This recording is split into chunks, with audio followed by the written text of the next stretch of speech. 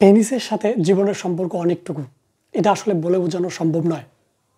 পেনিসের মতো একটা গুরুত্বপূর্ণ বিষয়কে মানুষ কিভাবে অবহেলার চোখে দেখে আমি বুঝি না। হয়তো এটা সংকোচ বোধ থেকে করে, কিন্তু পেনিস খুবই গুরুত্বপূর্ণ বিষয়। এটি নিয়ে আলোচনা করা উচিত।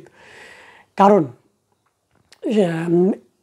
সবচেয়ে বড় কথা হচ্ছে যে কোরআনেই কিন্তু বলা আছে যে পেনিসের হেফাজত করতে। এটা সরাসরি নির্দেশ করা আছে। যেখানে কোরআনেই এই পেনিস সম্পর্কে খুবই গুরুত্বপূর্ণ বিষয়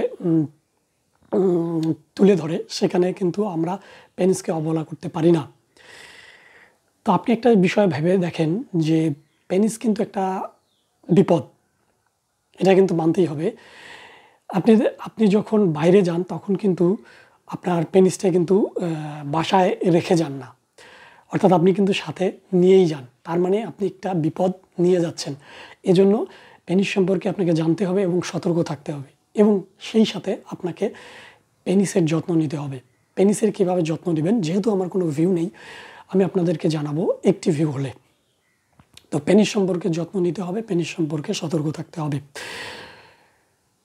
সতর্কতার সাথেই আর কি যত্ন নিতে হবে। সতর্কতা অবলম্বন না করলে আপনি পেনিসের যত্ন নিতে পারবেন না। তো খুবই সংক্ষেপে কিন্তু আমি বললাম যে পেনিস কতটা গুরুত্বপূর্ণ বিষয়। এই পেনিস কিন্তু একটা মানুষের জীবন ধ্বংস করতে পারে, আবার আপনার জীবনও কিন্তু ধ্বংস হয়ে যেতে পারে এই শুধু পেনিসের কারণে। তাহলে এটাকে অবহেলার চোখে না দেখে আমার ভিডিওটা অন্তত দেখেন।